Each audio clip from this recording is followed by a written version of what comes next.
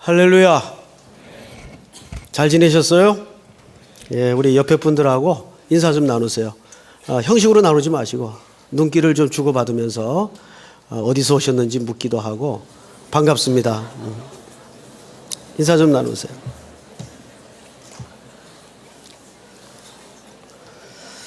제가 사부 예배는 이제 영상으로 좀 드렸습니다. 그 시간에 딱 유아 세례 시간이어서 영상을 걸어놓고 이제 부랴부랴 밑에 내려가서 무려 120명의 아기들과 이제 유아 세례를 주고 급하게 올라왔는데 아기들 너무 이뻐요. 죄인들이지만 너무 이뻐요, 너무 이뻐. 근데 이게 이제 세례를 주면 좀 가만히 있어야 되는 이 녀석들이 헤드뱅잉을 해요, 헤드뱅잉. 팔로 막 땡기는 녀석들도 있고, 빤히 째려보는 녀석들도 있고, 재밌어요. 세례 주다가 속으로 얼마나 웃는지 애들 표정을 보고, 여러분들도 그런 시절이 있었겠죠? 그러다가 어쩌다 이런 얼굴들이 되셨는지, 어쨌든 반갑습니다. 이제 오늘 로마서를 마쳐야 될 것 같아요. 참 많은 복음의 진수가 담아진 내용인데 우선 26절을 먼저 한번 보십시다. 이와 같이 성령도 우리의 연약함을 도우시나니 우리는 마땅히 기도할 바를 뭐합니까? 알지 못하나. 알지 못한다 그랬죠? 그러니까 우리의 연약한 상태를 알지 못하는 상태로 묘사를 했어요. 자, 근데 28절을 한번 볼까요? 우리가 어떠합니까? 알거니와. 헷갈리죠? 자, 이제 앞을 보십시다. 앞에서는 알지 못한다 그랬고, 또 뒤에서는 알거니와 그랬어요. 알거니와 하나님을 사랑하는 자. 어느 말이 맞을까요? 분명 이 글은 바울이 한 사람이 쓴 겁니다. 근데 왜 앞에서는 알지 못하나, 뒤에서는 알거니와. 우선 이 알거니와라는 헬라적 용례에 대해서 조금 정리를 하고 오늘 본론으로 들어가는 것이 이해하는데 많이 도움이 될 겁니다. 여기 에이도 안다라는 말은 어떤 의미가 있냐면 경험시켜서 드러낸다 그 뜻이에요. 다시요. 에이도라는 말은 안다, 알거니와 이 말인데 경험시켜서 하나님의 마음과 계획을 우리 눈앞에 드러내다 그 말이에요. 예를 하나 들죠. 요셉이 이른 나이부터 이유 없이 고난을 많이 겪었어요. 오해도 받고 질시도 당하고 또 마지막까지 가서 안 될 감옥에까지 들어가는 공경을 겪었습니다. 얼마나 미칠 것 같았을까요? 그런 일을 겪으면서.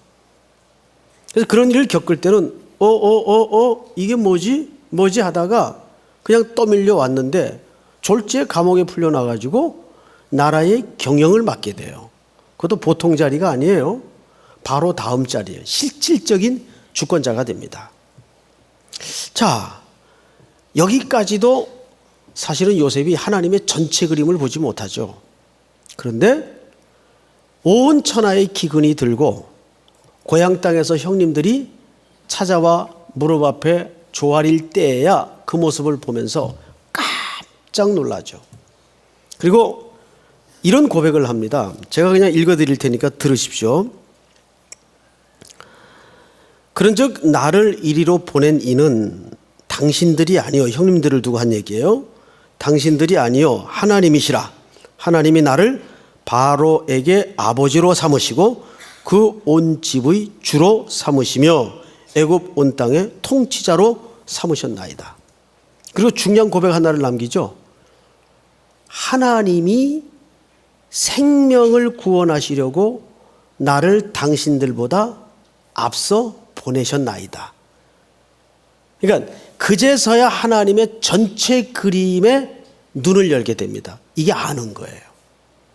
오늘 로마서에서 우리가 알거니와 하나님을 사랑하는 자 곧 그 뜻대로 부르심을 입은 자들에게는 이 말은 A도, 즉 하나님이 그 사람을 이것저것 조각 그림처럼 이 경험도 시키고 저 경험도 시킬 때는 우리가 잘 몰라요.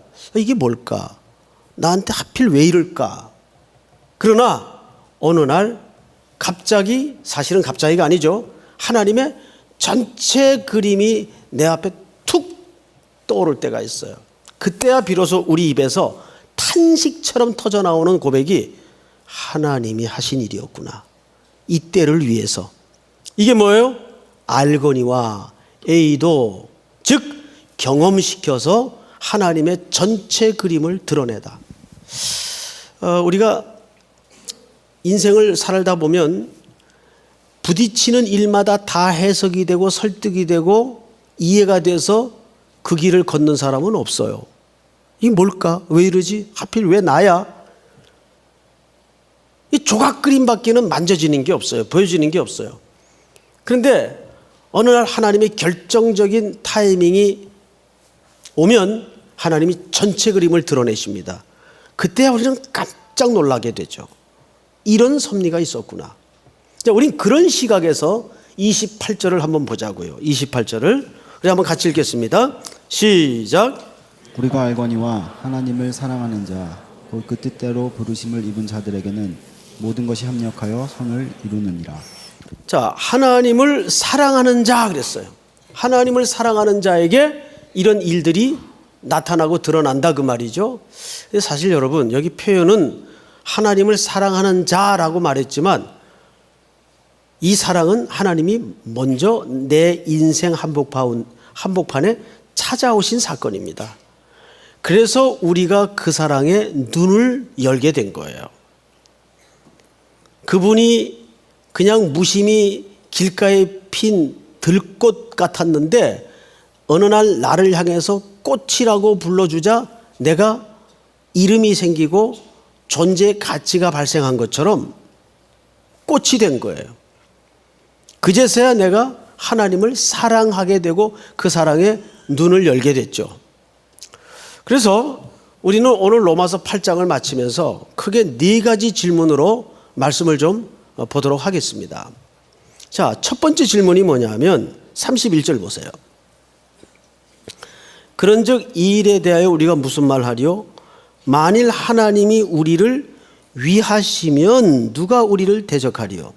자, 잠깐 앞을 보실까요? 하나님이 우리를 어떻게 하신대요? 위하신대요. 위하신대요. 보통 우리가 이런 말 많이 들어왔죠. 우리가 하나님의 편이 되는 거지 하나님이 내 편이 되는 게 아니다. 아니에요. 하나님이 무조건 내 편이 되었기에 우리가 하나님 편이 될 수 있는 겁니다. 그 말 틀린 표현 아니에요. 그러니까 여러분들이 하나님 내 편이 되어 주시옵소서, 그 말 틀린 표현 아닙니다. 어느 엄마가 이제 말 막 배우기 시작한 아기에게 이렇게 이제 장난삼아 물어요. 너 만약에 호랑이가 쫓아오면 어떡할까?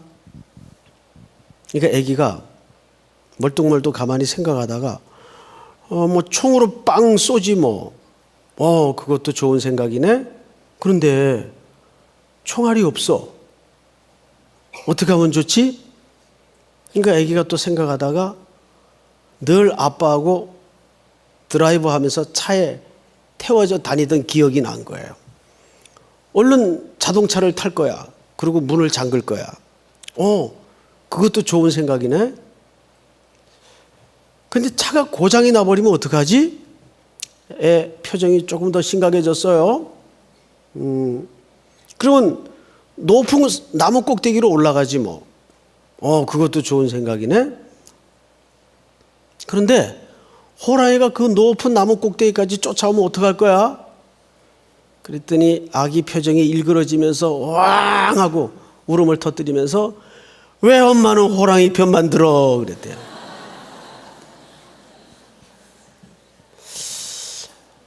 아이들 세계도 어른 세계도 사실은 본질이 똑같아요. 황지우라는 시인이 이런 시를 썼더라고요. 결국 사람이란 자기 알아달라는 건데 그렇지 못하니까 미쳐버리는 거다. 권력도 부부싸움도 결국 자기 알아달라는 치정이다. 맞죠? 그런데 아니 나 하나도 감당하기 어려운 세상인데 누가 나를 위하면 나를 알아주겠어요. 그런데 우리의 형편과 조건과 여건과 상관없이 우리에게 그래 주셨던 분이 계십니다. 자, 여러분 31절을 다시 보십시다. 그런즉 이 일에 대하여 우리가 무슨 말하리요? 만일 하나님이 우리를 위하시면 누가 우리를 대적하리요? 32절 시작. 자기 아들을 아끼지 아니하시고 우리 모든 사람을 위하여 내주신 이가 어찌 그 아들과 함께 모든 것을 우리에게 주시지 아니하겠느냐.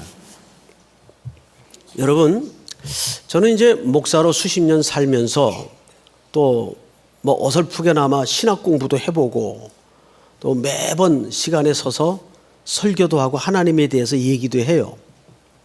하나님이 어떤 분이며, 그런데 솔직히 아직도 잘 이해가 안 되고 모르겠는 영역이 뭐냐면 하나님이 독생자를 주셨다는 사실을 잘 모르겠어요. 그 사실은 믿어요. 하나님이 말씀 속에서 하신 사실이기 때문에 믿어요. 그런데 독생자를 나 같은 피조물을 위해서 죄의 대가를 지불하기 위해 십자가의 대속의 제물로 내어주셨다는 사실은 믿기는 하는데 이해가 안 돼요. 솔직히 말해서. 그래서 천국 가서 제일 궁금한 게 그거예요. 그거 제일 여쭤보고 싶어요. 왜 그러셨냐고. 그게 도대체 무슨 의미가 있냐고. 여러분, 사랑의 원자탄이라고 별명을 가진 손양원 목사님, 동인이 동신이 두 아들을 잃죠. 좌익 청년에 의해서 잃어요. 근데 그 아들을 죽인 원수를 입양을 해서 아들을 삼습니다. 그러니까 사모는 미쳐버리는 거예요. 사실은. 목사님은 폼은 다 잡았는데 키우는 건 누가 키워요? 사모가 키워야 될 거 아니에요.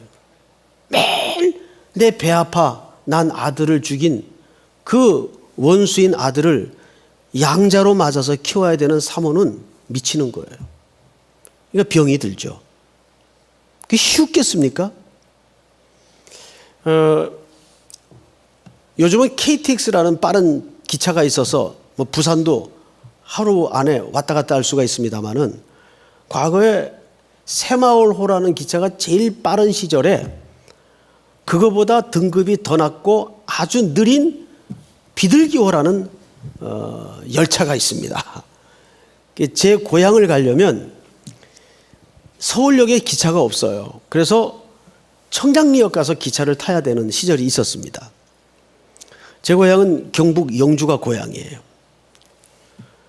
그럼 밤새 가는데 이 기차가 정거장마다 섭니다. 그리고 멈추어 서서 오래 있습니다. 그러니까 태백산 하나를 넘어가는데 하루나절이 다 걸려요. 그런 기차가 있었는데 그런 기차간에서 서울 목사님과 시골에서 어렵게 목회하는 목사님이 우연히 만났어요. 오랜만에. 친구인데. 아유, 어떻게 살았냐고, 어떻게 지내냐고. 아무래도 이제 목사님들끼리니까 목회 얘기를 했겠죠. 밤새 흔들거리는 기차에 타서 오랜만에 두 친구가 만나서 계란도 까먹고 이런저런 얘기를 하는 가운데 살아온 얘기를 서로가 듣습니다. 알고 보니까 희한하게도 서울에 사는 목사님은 형편이 좀 그래도 나아요. 서울 생활이라 그런지. 근데 이 집은 딸만 5을 뒀어요. 근데 저 두메산골에 끼니도 어려운 이 시골의 목사님은 정반대로 아들만 5을 뒀어요. 근데 너무 어려우니까 애들 계절이 바뀌어도 옷을 하나 옳게 사입히질 못할 정도로 힘들게 목회를 하시는 분이에요.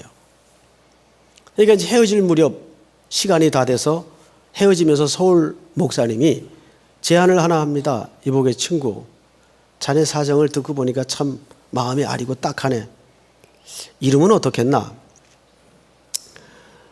나는 딸은 5이나 있는데 내 대를 이을 아들이 하나 없어 늘 마음이 한켠에 허전했는데 자네는 5이나 있으니 그 한 녀석 서울로 올려보내서 내가 대학까지 원하면 그 이상도 공부를 시킬 테니까 아이의 장래를 위해서 아들 하나 나한테 입양을 시키지.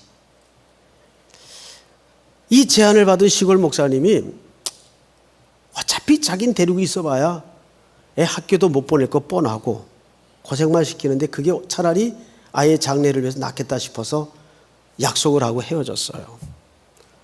집에 탁 들어서는데 그 시골 목사님 얼굴 표정이 안 좋아요.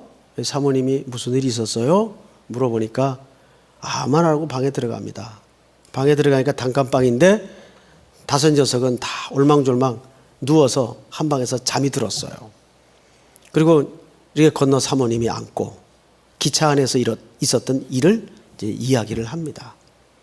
여보, 아무래도 그게 낫겠어. 사모님도 할 수 없이 동의를 하고 그럽시다. 우리의 아쉬움보다는 아이들의 장래를 위해서 그러는 게 낫겠어.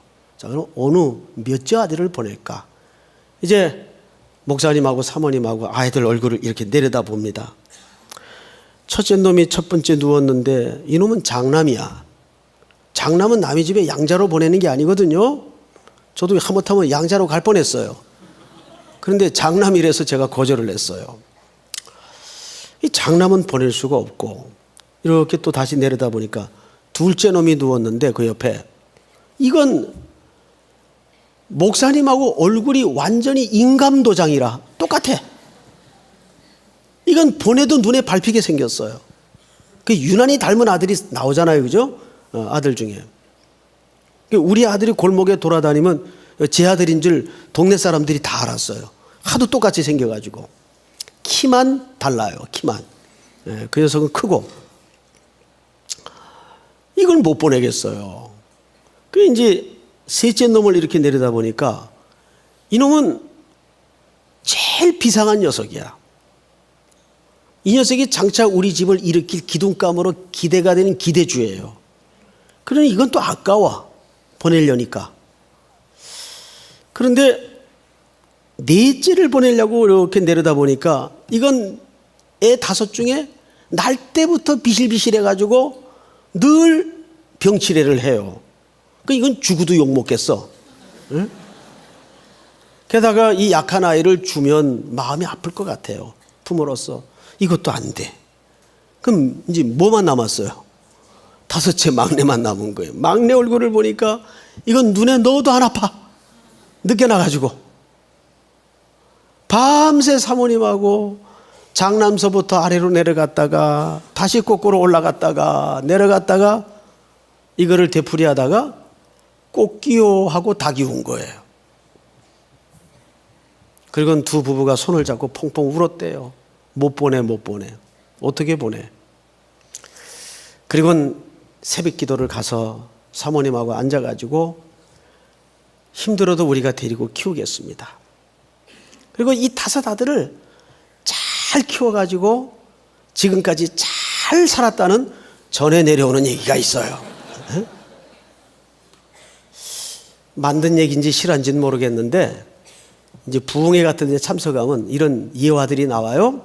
자, 예화든 실화든 그게 중요한 게 아니라 여러분 아들이 5이라도 한 놈을 내놓기가 쉽지 않아요. 그런데 어떻게 독생자 예수 그리스도 아들을 나 같은 원수된 죄인을 위해서 내놓으셨다는 사실이 이성적으로 납득이 돼요? 전 잘 납득이 안 돼요.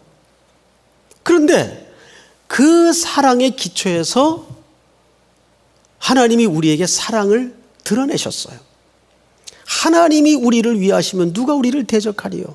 그리고 32절에 보니까 자기 아들을 아끼지 아니하시고 우리 모든 사람을 위하여 내어주시니가 어찌 그 아들과 함께 모든 것을 우리에게 주지 아니하겠느냐.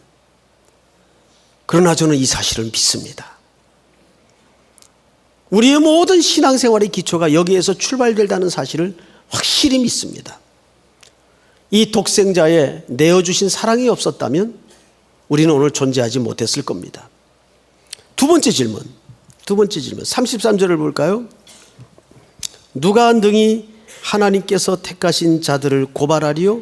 의롭다 하신 이는 하나님이시니. 자, 이제 앞을 보십시다. 여기 누가 우리를 고발하느냐? 여러분, 사탄의 전문 그 직업이 뭐냐 하면 고발자입니다. 그래서 항상 우리 속에 길티 의식을 넣어줘요. 지난 여름 네가 한 짓을 내가 다 알고 있다. 뭐 이런 거죠. 네가 그러고도 목사냐? 네가 그러고도 간사냐? 네가 그러고도 성도냐? 계속 고발을 합니다. 그 목적이 뭔지 아시죠? 이유는 하나예요. 우리를 하나님의 은총에 붙들리는 그 자리로부터 떼놓는 것이 사탄의 전략이에요. 그래서 사탄은 항상 고발을 통해서 하나님과 우리를 분리시켜요. 떨어뜨립니다. 그래서 이 누가 우리를 고발하리요? 뒤에 보니까 이런 말이 있어요. 하나님이 의롭다 하셨다. 의롭다 하신 이는 하나님이시니. 자, 성도 여러분, 의롭다 하신 이는 하나님이시다. 의롭다는 게 뭐예요? 이 의롭다라는 말은 옳고 틀림의 개념에서 의롭다가 아니에요. 여기서 말하는 의롭다는 관계 개념입니다. 즉 다시 풀어서 설명을 드리자면 이런 뜻이에요. 너는 내 아들이다, 그 말이에요. 신분을 얘기하는 거예요. 조용히 해.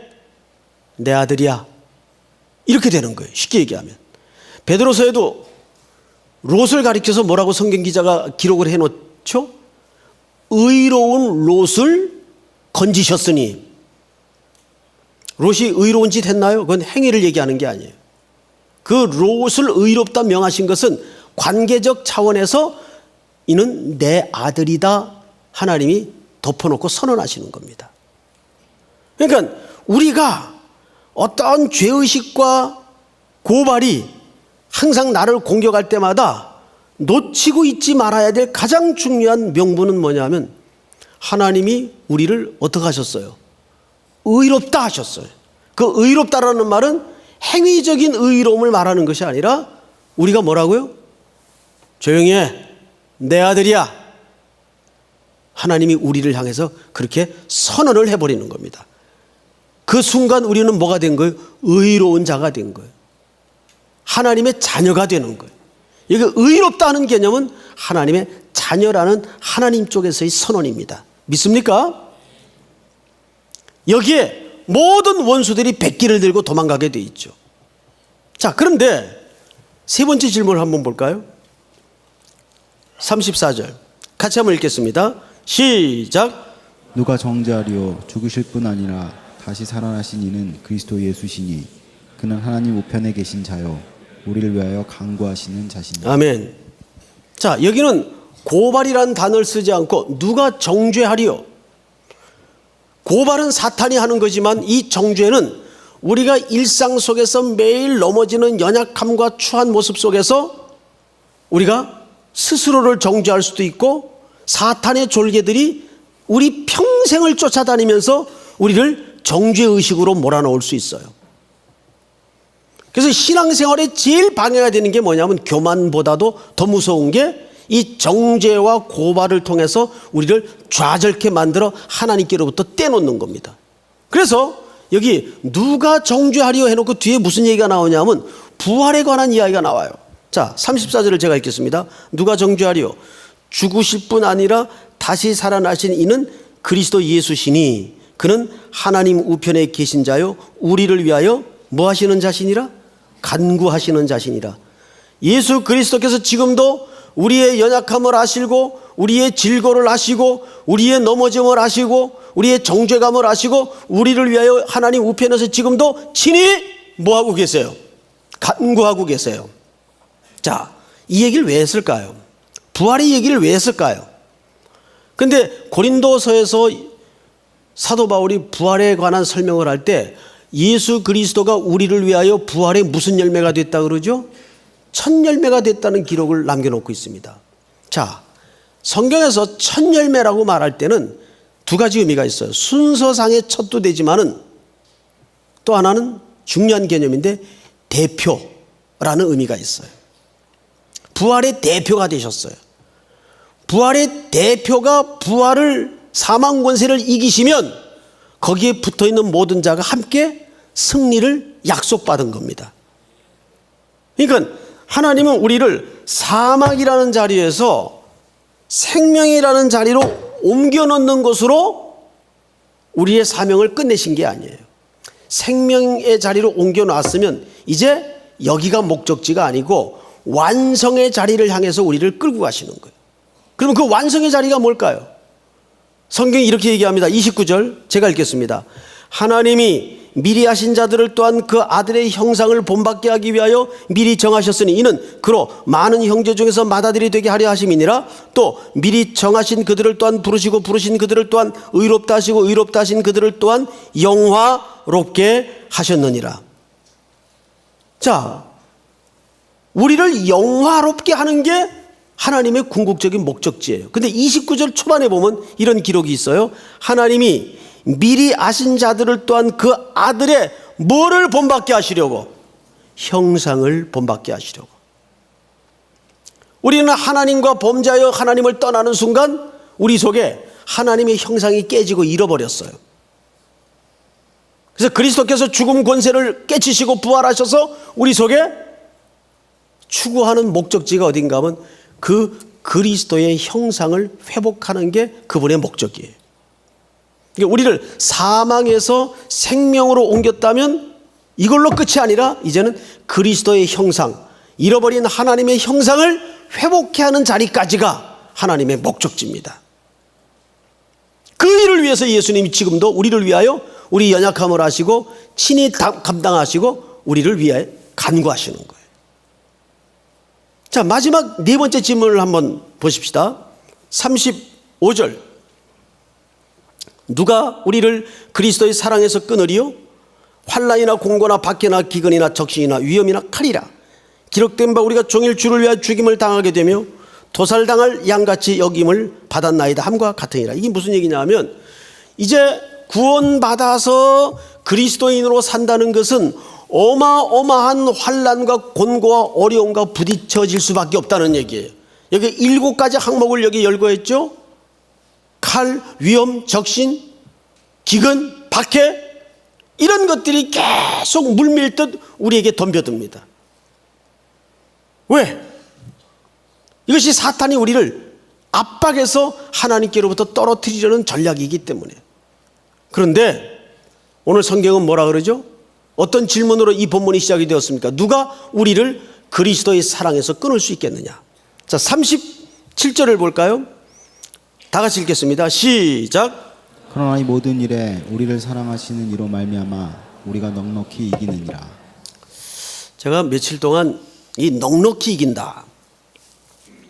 도대체 넉넉히 이긴다는 말이 무슨 말일까? 이 휘페르니카오라는 말을 썼어요. 근데 이 말은 놀랍게도 승패에 관한 개념이 아니에요. 이기고 진다는 그런 개념으로서 넉넉히 이긴다는 말이 아니에요. 어떤 선을 넘어선 승리를 얘기합니다. 휘페르라는 말이 무엇을 넘어선, 그리고 니카오라는 말이 이기다 그 말이에요. 이 말은 매우 최상급의 영광스러운 승리를 얘기하는데 승패의 개념이 아니에요. 제가 얘기를 하나 할게요. 정연희 씨라는 소설가가 있는데 기독 문인입니다. 이분이 오래전에 쓴 책 중에 내 잔이 넘치나이다라는 책이 있어요. 읽어본 분들도 계실 겁니다. 그 소설은 소설이 아니라 실화입니다. 그 내용에는 맹의순이라는 주인공이 등장을 해요. 이 청년은 원래 고향이 이북인데 이제 전쟁통에 부자였던 맹관영 장로님의 아들인데 전쟁통에 이제 남쪽으로 내려오게 됩니다. 그러면서 한때는 신학을 해서 요 남대문 교회 전도사도 한 2년간 재직했던 경험이 있어요. 그러다가 전쟁 와중에 그만 미군이 서울로 진입을 하면서 중공군으로 오해를 받아서 붙잡힙니다. 그러다가 저 거제도 포로 수용소에 수용이 돼요.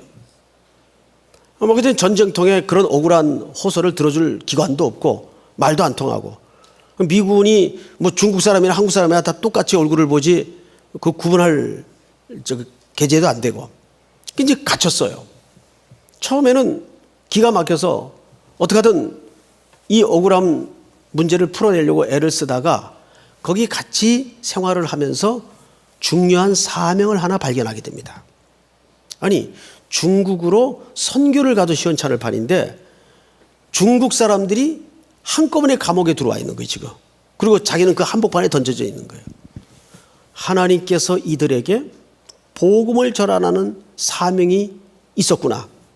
그때부터 이 맹의순이라는 청년이 늘 미군 의사가 그냥 형식적으로 치료하고 지나간 그 뒤에 깊은 밤 가장 흉측한 상처와 고통을 겪고 있는 방을 찾아다닙니다. 물 한 바가지를 한 통을 들고 후레쉬를 들고 찾아다니면서 이제 그들의 고름을 짜주고 발을 닦아주고 상처를 싸매주고 치료를 해줘요. 처음에는 이 중공군들이 경멸했어요. 받아들이지 않았어요. 점점점 그들의 뜻이 받아들여지면서 이들에게 찬송을 가르치고 중국말로 시편 23편을 번역해서 항상 치료가 끝나고 헤어질 때면 이 찬송을 불렀다고 합니다. 우리 다시 만날 때까지 하나님이 함께 계셔. 이 찬송을 서로 부르면서 항상 마지막 구호는 시편 23편의 내용처럼 내 잔이 넘치나이다. 이 고백을 하고 서로가 헤어졌다는 거죠. 왜 그 찬송을 불렀나 봤더니 다음 날 오면 죽어나가는 환자가 너무 많기 때문에 그 밤 그 섬김과 그 치료가 늘 마지막이 되는 순간이 많았다는 거죠. 그래서 항상 헤어질 때 하나님이 함께 계셔, 이 찬송을 서로, 그 작별 찬송이거든요, 부른 거예요. 그러다가 이 청년이 석방할 기회가 왔는데도 스스로 거절을 해요. 그리고 그 안에서 그 중공군 포로들에게 복음을 전하고 섬기면서 거기서 만기 석방을 얼마 안 남겨두고 죽습니다. 그러고 나서 그 후에 중공군들이 이 청년에 대한 갸륵한 뜻이 너무 고마워서 추모 글을 하나 남겨요. A4 용지 한 5페이지 되는 긴 글인데 제가 일부 때는 그 발췌를 해서 좀 읽어드렸습니다. 그랬더니 카톡이 왔어요. 어느 자매한테. 글이 너무 길어요. 제가 집사람이라고 얘기는 안 하겠지만 그래서 그냥 얘기로 하는 겁니다. 나중에 중국이 문이 열렸습니다. 그리고 미국 선교사들에 의해서 깜짝 놀랄 만한 소식을 하나 듣게 돼요. 선교부에서. 이상하게 지하교회에 중국 기독교인들 가운데 지도자가 많이 있는데 그 지도자들이 놀랍게도 많은 사람들이 그 포로시에 거제도에서 맹의순이라는 청년에게 받았던 그 복음을 통해서 예수를 믿게 되고 지하교회 지도자가 되어 있는 거예요. 이런 보고가 미국 선교부에 실제로 보고가 되었습니다. 여러분, 이게 뭘까요? 넉넉히 이기는 겁니다. 넉넉히 이긴다는 것은 승패를 말하는 게 아니에요. 십자가의 사랑으로 넉넉히 이기는 거예요. 올 3월에 강서구에 3천억 재산을 가진 송 씨라는 분이 살해를 당했어요. 근데 나중에 알고 보니까 서울시 의원이 연루된 청부 살인 사건이었죠. 근데 사주를 받은 범인은 중국으로 도망을 갔어요. 그래서 강서구 경찰서에서 그 강력계 2팀이 이 수사를 맡아가지고 수사를 하다가 113일 만에 범인을 검거합니다. 근데 범인이 중국가 있는 거예요. 중국 공안당국에 연락을 해가지고 그 범인을 인수받으러 중국 공항으로 날아갔어요. 저쪽에서 범인이 붙들려서 오는 겁니다. 나중에 그 범인이 펑펑 울면서 마음을 열어요. 근데 어떻게 눈물을 터뜨리고 마음을 열게 됐는가? 공항에서 한국 그 강력계 형사를 만났는데 그 형사가 자기처럼 흉악한 범죄를 한 죄인에게 딱 두 마디를 하더래요. 첫 마디가 고생했다. 몸 아픈 데는 없냐? 이 두 마디를 묻더랍니다. 보통 그런 경우는 팔을 꺾고 비틀어서 수갑을 채우고 누구하고 그랬어? 어디서 그랬어? 왜 그랬어? 목적이 뭐야? 이렇게 따지고 들이대고 윽박질렀을 텐데 딱 두 마디를 묻더래요. 고생했다. 고생했다라는 그 첫 마디에 지난 몇 개월간 죽음 같은 도피의 행각이 다 무너진 거예요. 불안했던 마음이 눈 녹듯 무너진 거예요. 그러면서 이어 그 형사가 자기한테 그렇게 묻더랍니다. 몸 아픈 데는 없냐? 그래서 자기가 거기서 인간 이하의 짓을 했다는 사실을 깨닫고 마음을 연 겁니다. 이게 뭐예요? 넉넉히 이기는 싸움이에요. 사랑하는 3일의 성도 여러분, 이제 또 한 주가 이렇게 시작이 됩니다. 결국 요셉도 그 하나님의 섭리의 십자가의 사랑의 눈이 열어지자 가해자와 피해자의 담이 무너집니다. 그렇죠? 누가 이기고 누가 지는 승패가 무너집니다. 오직 주님의 사랑만이 드러난 거예요. 또 한 주간의 생활 속에 우리 모든 성도들의 순종과 십자가의 사랑의 순종을 통해서 넉넉히 이기게 하시는 그 하나님께 붙들리는 복이 있기를, 그 승리가 있기를 주의 이름으로 축복합니다. 우리 다 일어나십시다.